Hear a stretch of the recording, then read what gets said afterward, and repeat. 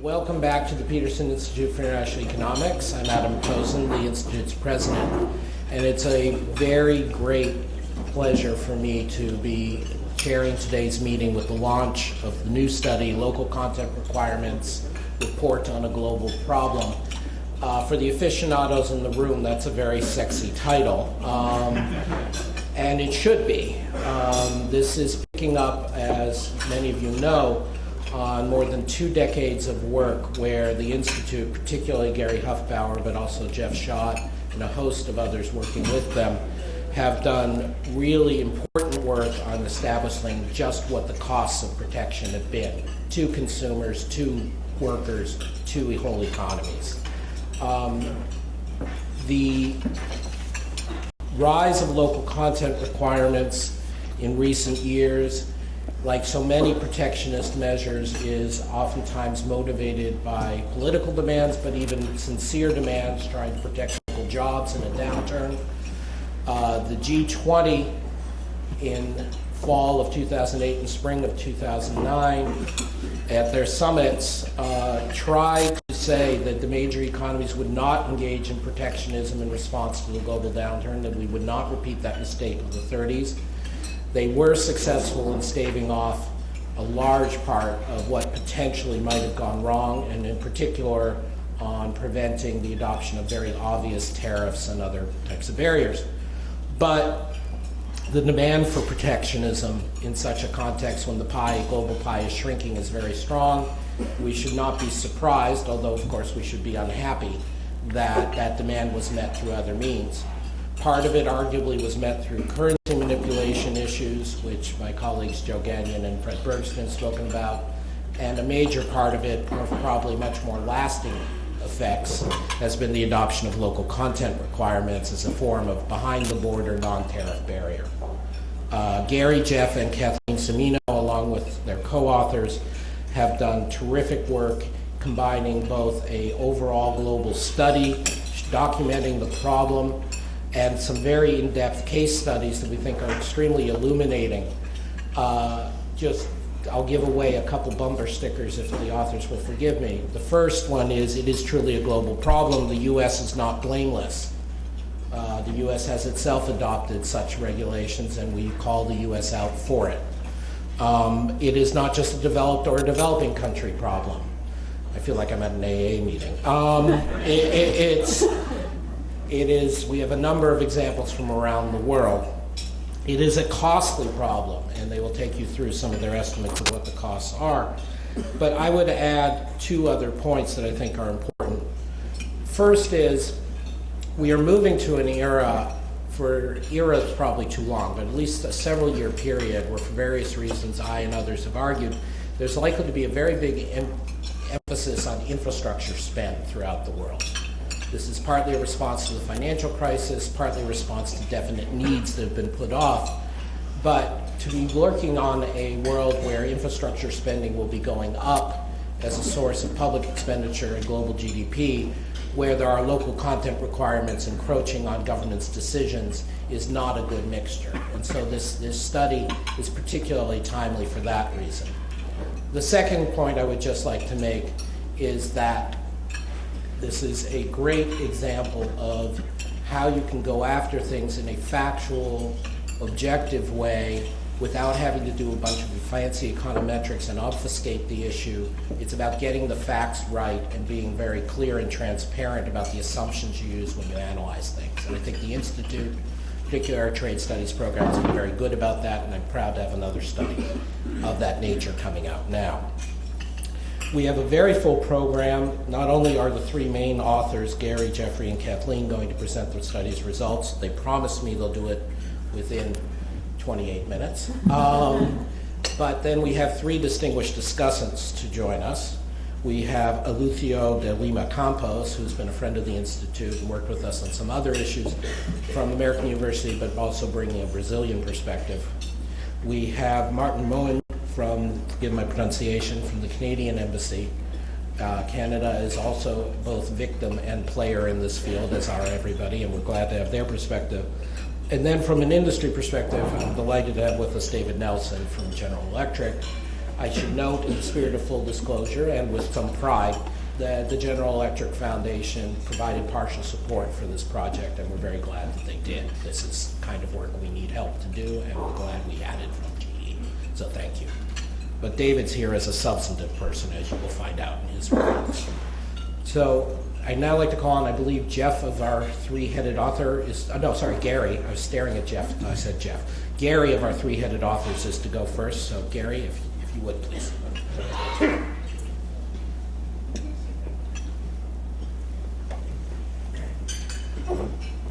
Thanks, Adam, and thanks to everybody who weathered the weather and came around.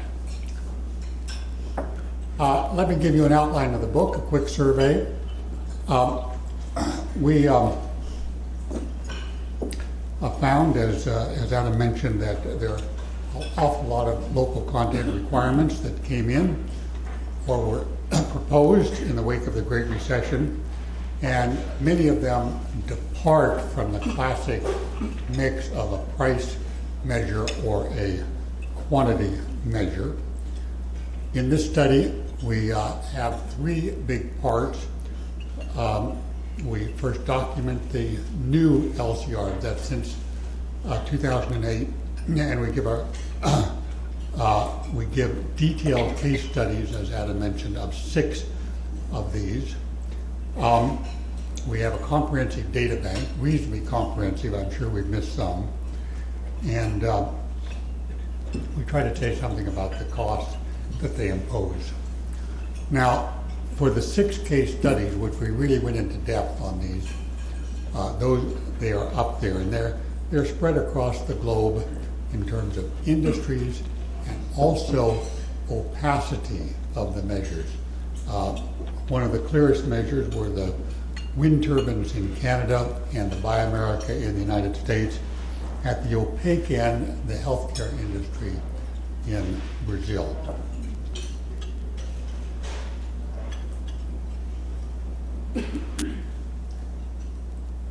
Simon Evident, working with quite a host of colleagues around the world, has published this global trade alert, which I think many people here have seen.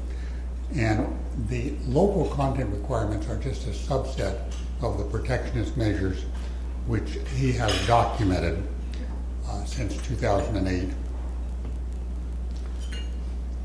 In just the last year or so, well, not quite, June 2012 to May 2013, he found 431 new protectionist measures, and the title of the latest issue of his Global Trade Alert is, where is the G20? Are they going to be able to stop this? Because there's been sort of a little bit of a rise in the last year in these.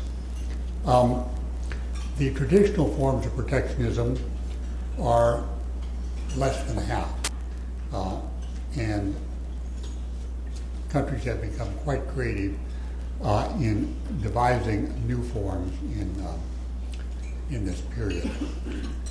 Now, this little chart, sorry, it hasn't come up yet. This is a little hard to read, I'm sure, in the back. But the first set of bars, that shows the kind of the big breakdown between the rest of the world, which is at the top, the rest of the G20, which is in the middle, and the G8, which is at the bottom. And you can see it's kind of divided into, as Adam said, into 3 parts. Everybody's participating, not equally, but they are. Now, if you take the middle bar, the BRICS, about 132 of these protectionist measures. This is off of Simon's latest count of 431. The BRICS, 132, EU, 45, US, 12, rest of the world, or up there, rest of G20 and the rest of the world. Now, this last column, that's the hardest to read, but the local content requirements within this broader field of what Simon has identified, they would be in the subsidies area, because once a subsidy is given, there's a tendency to put a local content requirement. It would be in the other measures and then also in investment restrictions. These trade defense measures, those are the typical anti-dumping duties and countervailing duties. Let me just do one more slide, and that's running through the forms of local content requirements in the last 4 or 5 years. So we have the classic kind. There are those, the percentage of the project which must be procured locally.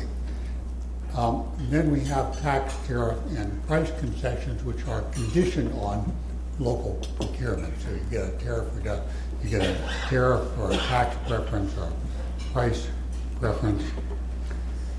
Then these are descending into levels of opacity. Import licensing procedures, which are implicitly or explicitly tailored to encourage domestic purchases, just slowing down the licensing of imports, for example. And Brazil is a master at that. And then certain lines of business can only be done by local firms. And then one that drives the information industry here wild is the requirement that data be stored locally or analyzed locally or both. So those are what we have going on now, and I'll turn to Kathleen to give some more numbers and examples.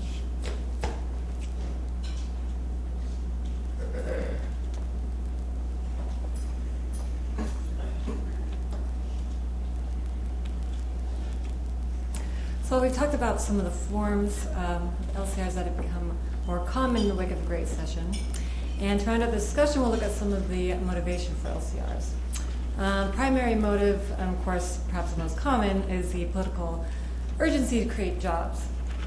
Not far behind as economic development, the infant industry argument has increasingly been applied to the ICT sector, renewable energy, attached to this idea that you want taxpayers' money that's been subsidizing solar panels or new technology to loop back into the domestic economy. LCRs are also off budget. They don't entail a fiscal cost, although they may entail an economic cost. And a classic example, shielding domestic firms through procurement favoritism. Finally, ensuring that important industries, for example, civil aviation, broadcasting, utilities, those that are often elastically defined as important or strategic, ensuring that these are locally owned has been the primary drivers. Now here we show some descriptive statistics. What countries are using local content requirements? Here's a select sample. Just for context, our survey of LCRs covers about 30 countries, these majority of which are developing, but of course these aren't limited to. We cover 7 developed economies as well. And by case count, Brazil was the worst perpetrator with about 15 of these measures. Now, although some countries were more active and some industries were more targeted, we really found in our survey LCRs impacted virtually all types of economies and all industries. And the basic point shown here is that it's really the large countries that are using LCRs. This is not largely surprising, but we see that these generally have larger than average GDP and are less reliant on foreign trade and investment as a share of GDP. So as a result, these countries have a wider array of local suppliers, and they're probably utilizing LCRs.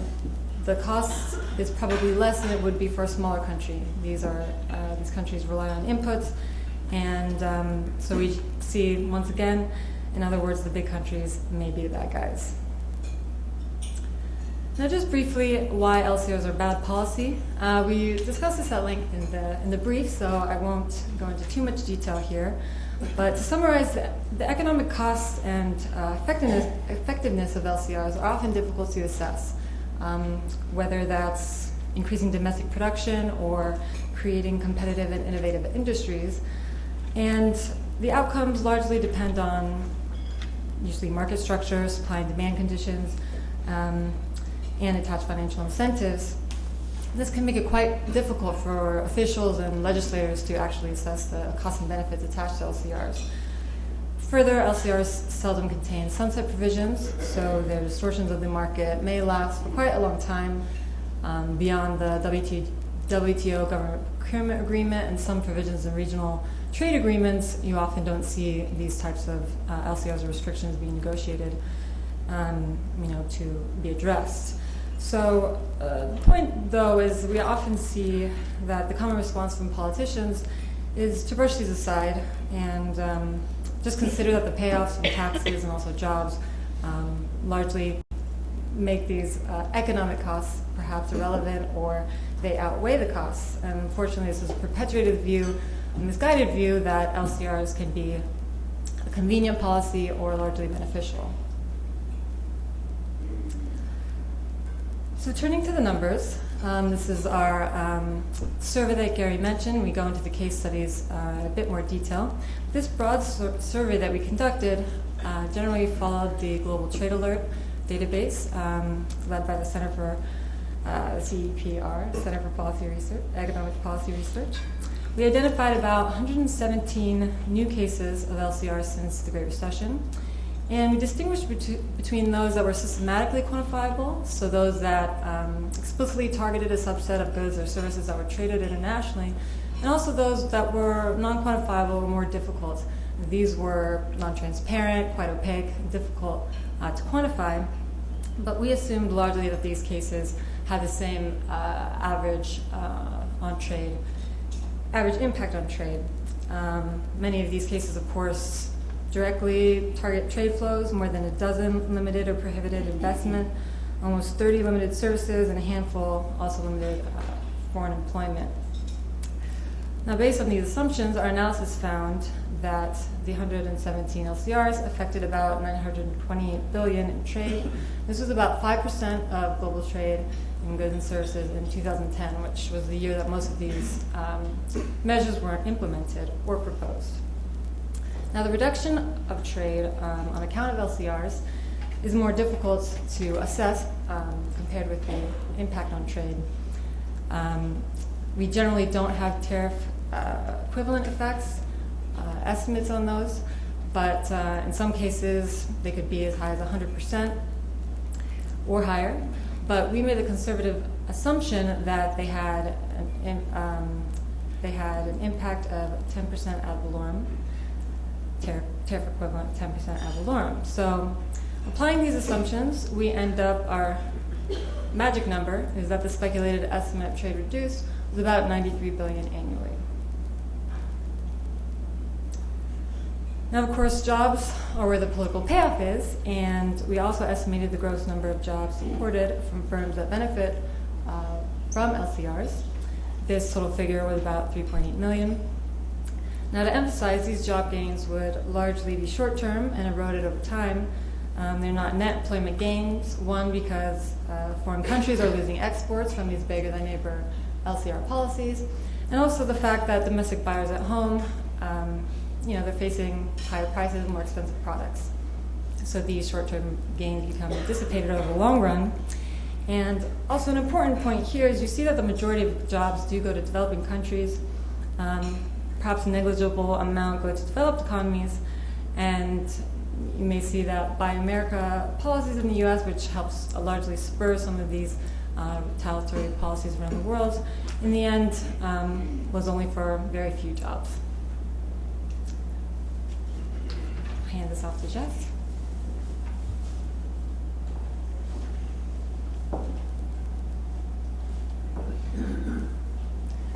Thank you very much. Well, you might ask, with all this activity and all these comments saying that LCRs are bad policy, you'd think, well, why aren't they taken to the WTO? And the answer is they have been. 3 cases have been taken to the WTO out of 117, basically in the area of renewable energy. And indeed, one of the cases is documented in our study with regard to India's solar energy program. This is, I think, a problem for the trading system, that if you have this much new protectionist action and it isn't being disciplined by the WTO, there's something wrong. And what's wrong? First, WTO rules are vague or incomplete. There are holes in the WTO rulebook, and those holes are not being filled because WTO negotiations are moribund. One of the costs of delay in the Doha round and the lack of ability of other bodies of the WTO to move forward with effective discipline on protectionist measures. Second, there may be some cases where that could be brought, but it's very expensive to do so. And so the cost of litigation in the WTO is a bit of an inhibiting factor. But probably a bigger inhibiting factor, if you figure that more than 30 countries have been engaged in this over the past 5 years, and is that what I would call the glass house syndrome. People don't want to throw stones at somebody else's policy because it'll be thrown back at them. So there's a lot of self-constraint or restraint by WTO members because they don't want their own policies put under the WTO microscope. And finally, a lot of the policies evolve through government procurement programs. And those programs have been carefully crafted and designed to avoid WTO censure, or at least to get into the gray area of WTO law so that it's difficult or at least uncertain about whether a case can be brought and succeed. So what should be done instead? Any good economist will tell you that if you have a program that's going to be costly, almost $100 billion in global costs, that's going to have transitory benefits that will erode quickly over time as the policies and the costs of the protection affect the competitiveness of the industries that benefit from the protection, and therefore they will begin to lose competitiveness over time, then isn't there a better way of doing business? And the simple answer is yes, just create a more business-friendly environment so that investors will come in without the artificial incentives of the protectionist policies. A proven way to create jobs and stimulate investment, clearly deal with tax policy, create more transparency in the operation of programs to reduce the possibilities for corruption. These are all things that will help, and I'll talk about specific measures in a moment. It's also useful to encourage firms to seek out and hire locally. And what we mean by this is pursue localization, and this is not the same as forced localization.